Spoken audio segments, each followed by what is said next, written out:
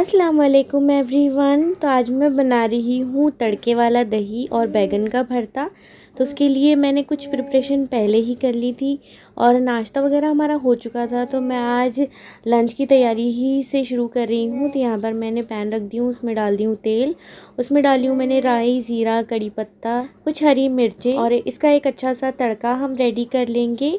और यहाँ पर मैंने साइड में ली हूँ दही और उसमें थोड़ा सा मैंने नमक डालकर इसको अच्छे से विस्क कर ली हूँ ताकि अच्छी तरह से स्मूथ हो जाए। अगर इसको हम स्मूथ नहीं करेंगे तो ये अच्छा नहीं लगता खाने में। और थोड़ा सा डाइल्यूट करने के लिए मैंने इसमें पानी भी मिक्स की हूँ। तो ये बिल्कुल रेडी हो गया है। तड़के वाला जो दही है वो बहुत ज़्यादा अच्छा लगता है और स्पेशली बैंगन के भरते के साथ इसका कॉम्बिनेशन बहुत अच्छा जाता है। तो यहाँ पर तड़का भी रेडी हो चुका था। तो इसमें मैंने थोड़ा सा अदरक लहसुन का पेस्ट और थोड़ा सा हरी मिर्चों का पेस्ट मैंने मिक्स की हूँ और इसको अच्छे से मैं भून लूँगी। इसको मसाले को ना अच्छी तरह से भुनना होता है ताकि इसमें कच्ची स्मेल बिल्कुल भी ना आए। और थोड़ी सी मैंने यहाँ पर हल्दी डाली हूँ। इसको अच्छी तरह से भुनना है जब तक कि इसमें तेल और मसाला अलग नहीं होने लग जाता, इसमें से बुलबुले से उछलने नहीं लग जाते, तब तक इसको पकाना है अच्छी तरह से। और अब देख सकते हैं तड़का एकदम रेडी हो चुका है। तो यहाँ पर मैंने गैस को कर दी हूँ बंद। इसको गर्म नहीं डालना रहता है वरना दही जो है वो फटना स्टार्ट हो जाता है। अगर हम कड़ी के लिए बनाते हैं तो कड़ी में बेसन होता है तो उससे दही फटता नहीं है, लेकिन ये प्लेन दही रहता है तो इसका फटने के चांसेस ज़्यादा हो जाते हैं गर्म तड़का अगर हम इसमें ऐड करें तो यहाँ पर मैंने तड़के को ठंडा होने के लिए रख दी थी और साइड में मैंने चढ़ा दी थी चावल। हल्का सा ये ठंडा हुआ था तड़का तो मैंने इसको दही में डाल दी थी और अच्छे से कर दी थी इसको मिक्स। और आप देख सकते हैं बहुत अच्छा ये बनकर रेडी हुआ है। ये मेरे हस्बैंड का तो बहुत ज़्यादा फेवरेट है और बहुत सारा इसमें हरा धनिया भी डालना है ऊपर से, ये बहुत ज़्यादा टेस्टी लगता है। तो यहाँ पर एक चीज़ तो मेरी रेडी हो चुकी थी और यहाँ पर मैंने उसी पैन में थोड़ा सा तेल गरम करके उसमें डाल दी थी चॉप की हुई अनियन, क्योंकि आज मैं बैंगन का भरता बना रही हूँ। बैंगन भुनने में बहुत ज़्यादा टाइम लग जाता है जो आँच पर सेकते हैं तो बैंगनों को। तो वो मैंने सुबह ही जैसे ही मैंने इनमें से उठी थी सबसे पहले मैंने बैंगन और टमाटर को गैस पर रख दी थी सीखने के लिए। फिर वो चलते फिरते ही काम में मेरे हो जाते हैं क्योंकि अकेले उसको बैंगन को लेके बैठना, टमाटर को लेके बैठना, फिर उसमें बहुत ज़्यादा टाइम वेस्ट हो जाता है। तो वो काम मैंने पहले ही करके रख ली थी, उसको छील कर भी रख ली थी मैंने। तो यहाँ पर अनियन भी मेरी हो रही है तैयार। बीच बीच में मैं इसको स्टर करते रहूँगी और साइड में मेरे चावल भी बन रहे हैं। आज मेरा काम थोड़ा सा आगे पीछे हो गया था तो फिर इसीलिए मैंने आज ब्रेकफास्ट का शूट नहीं कर पाई। और आज मुझे नॉनवेज भी नहीं बनाना था तो मैं सोच रही थी कुछ सिंपल ही बनाऊँ। तो बैंगन रखे थे तो फिर मैंने सोची कि मैं बैंगन का भरता ही बना लेती हूँ। और सिर्फ बैंगन का भरता तो मेरे मियाँ खाने वाले थे नहीं तो फिर मुझे उनके लिए तड़के वाला दही भी बनाना पड़ा। वो इसके बिना खाते नहीं है। अगर बैंगन का भरता बनाती हूँ तो उनको ये चाहिए ही चाहिए। मैं इसमें टमाटरों को भी रोस्ट करके डालती हूँ और इसमें मटर भी बहुत अच्छे जाते हैं, पर मटर मुझे पसंद नहीं इसलिए मैं नहीं डालती। तो मैंने एक टमाटर भी ली थी, उसको भी रोस्ट करके उसकी स्किन निकाल ली थी और उसको बारीक बारीक चॉप कर ली थी। तो वो मैं इसमें डाल रही हूँ। अनियन इतनी ही पकानी है मुझे, इससे ज़्यादा ब्राउन नहीं करनी है। उसके बाद मैंने इसमें डाली हूँ अदरक लहसुन का पेस्ट, हल्दी पाउडर, लाल मिर्च पाउडर और नमक। की सारी चीज़ों को मैं अच्छे से मिक्स कर लूँगी और इसे थोड़ी देर पकने दूँगी ताकि मसालों की कच्ची स्मेल निकल जाए। और यहाँ साइड में मेरे चावल भी ऑलमोस्ट हो चुके थे, दम पर आ चुके थे, तो इसको भी मैंने लगा दी थी ढक्कन। हमारे यहाँ पर बहुत ज़्यादा सॉफ्ट चावल खाना पसंद करते हैं तो इसलिए मैं थोड़े से स्टिकी बनाती हूँ, तो वही हमें बहुत ज़्यादा अच्छे लगते हैं। बहुत ज़्यादा खिले खिले चावल नहीं पसंद किए जाते।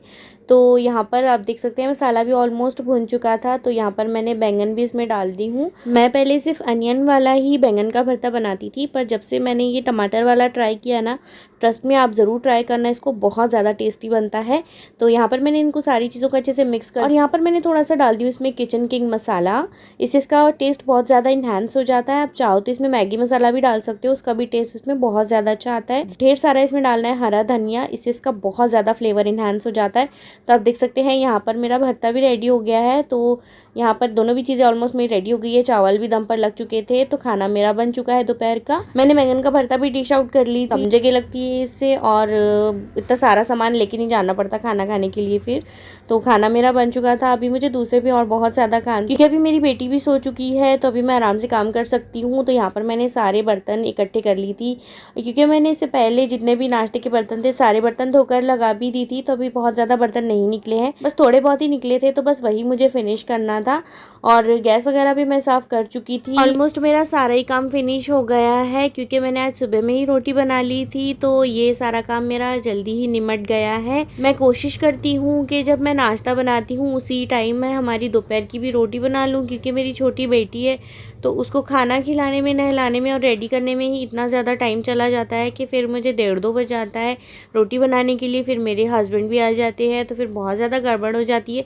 तो मैं कोशिश करती हूँ कि सुबह ही निपटा लूँ। हमारे यहाँ पर गर्म ठंडे का तो टेंशन है ही नहीं, जैसी भी रोटी होती है वो खा ही लेते हैं, पर कभी कभी मन करता है तो मैं गर्म भी बना लेती हूँ। बट अभी छोटा बच्चा है तो इसीलिए मैं ज़्यादा गर्म ठंडे का नाटक रखती ही नहीं हूँ। मेरे बर्तन बस फिनिश ही होने वाले थे कि मुझे मेरी बेटी की भी आवाज़ आ गई। वो भी नींद में से उठ चुकी थी पर अल्हम्दुलिल्लाह खेल रही थी, क्योंकि जब वो रोने लगती है तो फिर मुझे लेना ही पड़ता है। पर अभी तो अल्हम्दुलिल्लाह खेल रही थी तो मुझे टेंशन नहीं था। मैंने कोशिश की उसके साथ के थोड़ा सा उसको और इंगेज करूँ, पर उसका मन नहीं था खेलने के लिए। वो बोल रही थी कि मुझे ऐसे ही पड़े रहने दो। मैंने बोली कि ठीक है भाई खेल, तो अभी मुझे बहुत ज़्यादा काम है अभी तो फिर सारे काम मैंने निपटा ली थी। दोपहर के खाने का वक्त भी हो चुका था। हस्बैंड तो अभी तक आए नहीं थे, आज बहुत ज़्यादा लेट हो गए थे, तो फिर मैं अकेली खाना खाने के लिए बैठ गई थी, क्योंकि अगर मैं रुकूंगी और खाने के लिए तो बहुत ज़्यादा टाइम हो जाएगा। काफ़ी दिनों से तो ऐसा हो रहा है कि मैं दोपहर का खाना खा रही हूँ और असर की अज़ानें हो जा रही है। जितना ज़्यादा देर हो जा रही है ना खाना खाने के लिए कि क्या ही बोलूँ आपको। अभी वैसे भी दिन बहुत ज़्यादा छोटे हैं ना, तो ऐसा दिन जाता है कि पता ही नहीं चलता कि कब ज़ोहर होती है, असर होती है, मगरिब होती है और फिर इशा भी हो ही जाती है। सर्दियों के दिन तो मेरे बहुत ज़्यादा जल्दी चले जाते हैं, पता नहीं चलता कि पूरा दिन कहाँ गया। तो खाना मेरा हो चुका था, फिर हस्बैंड भी काफ़ी लेट आए, उनको खाना देकर बर्तन वॉश करके फिर मैंने एक नैप ली, फिर असर की नमाज़ पढ़ी, फिर वापस से मेरे काम शुरू हो गए। और कुछ दिनों से अभी मुझे शाम में भी बहुत ज़्यादा काम रह रहा है, क्योंकि मैंने एक क्विज़ में पार्टिसिपेट कर ली थी, तो उसके लिए भी मुझे थोड़ी सी तैयारी करनी थी। रोज़ कुछ ना कुछ लेक्चर्स आ रहे थे तो वो मुझे पढ़कर नोट्स भी बनाने थे, वो सारी चीज़ें भी याद करना था। तो उसके लिए भी मुझे 1-1.5 घंटा निकालना पड़ रहा था डेली। तो फिर मैं मगरिब की नमाज़ पढ़ते से ही ये काम करने के लिए बैठ जाती थी। तो यहाँ पर भी आप देख सकते हैं मैं सारी नोट्स वगैरह बना रही थी और साइड में मेरी बेटी भी खेल रही थी। आपको ब्लैंकेट हिलता हुआ दिख रहा होगा। मैं मेरे सारे काम जल्दी जल्दी निपटा कर अपनी नोट्स बनाने के लिए बैठती हूँ, तो अक्सर ये अप्पी को उसी टाइम रोना आता है। तो बच्चे तो अक्सर हम किसी इंपॉर्टेंट काम के लिए बैठते हैं तो अक्सर परेशान करती ही हैं। तो खैर जैसे तैसे मैं मैनेज कर ही लेती हूँ। और इसका टॉपिक मुझे बहुत ज़्यादा अच्छा लगा था, इसीलिए मुझे करना ही पड़ा इसमें पार्टिसिपेट। मैं अक्सर करती रहती हूँ इसी तरह के क्विज़ में पार्टिसिपेट, तो थोड़ी नॉलेज भी इंक्रीज़ होती है। घर के काम धंधे तो ज़िंदगी भर चलते ही रहते हैं, पर कुछ ना कुछ हमें नॉलेज भी गेन करनी ही चाहिए लाइफ में। तो ये जो क्विज़ था ये 5 दिन का ही था और इसका जो टॉपिक था वो था मोहम्मद सल्लल्लाहु अलैहि वसल्लम की खुसूसियात। तो ये मुझे बहुत ज़्यादा अच्छा लगा, काफ़ी इंटरेस्टिंग था। तो इसीलिए इतने बिजी स्केड्यूल होने के बावजूद भी मैंने इसमें पार्टिसिपेट कर ही ली थी, क्योंकि 5 ही दिन का था तो ये जल्दी ही फिनिश हो जाएगा, बहुत ज़्यादा लंबा नहीं है। मैंने 1-1 महीने के भी क्विज़ में वैसे पार्टिसिपेट की थी इससे पहले भी। पर एक चीज़ मैंने हमेशा नोटिस की हूँ कि जब भी मैं इसी तरह की किसी क्विज़ में पार्टिसिपेट करती हूँ तो मेरे वक्त में काफ़ी बरकत भी आ जाती है, तो आराम से मेरे ये सारी चीज़ें भी मैनेज हो ही जाती है। अम्मी मुझे मना भी कर रहे थे कि इतना ज़्यादा तू बिज़ी रहती है, तू कैसे करेगी बच्चे के साथ में। तो मैंने सोची कि चलो हो ही जाएगा कैसे ना कैसे।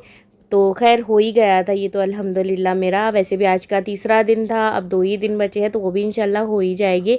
वैसे भी कुछ इनाम मिले या ना मिले हमारी मालूमात में तो इजाफा होता ही है। और इनके जो डेली लेक्चर्स है वो भी 35-40 मिनट के आसपास ही आ रहे थे, तो काफ़ी ज़्यादा बड़े थे। और स्पेशली इनके लेक्चर्स में ना मुझे सबसे ज़्यादा जो डिफ़िकल्ट काम जाता है वो है रावी के नाम याद करना, क्योंकि इनके क्वेश्चन अक्सर ऐसे ही होते हैं कि ये रावी का नाम बताइए, वो रावी का नाम बताइए। तो उसमें मुझे थोड़ी सी डिफ़िकल्टी होती है, जल्दी से भूल जाती हूँ, मुझे ऐसा लगता है। तो वो मुझे थोड़ा सा डिफ़िकल्ट जाता है इनका, बट फिर भी अल्हम्दुलिल्लाह मैं याद कर ही लेती हूँ।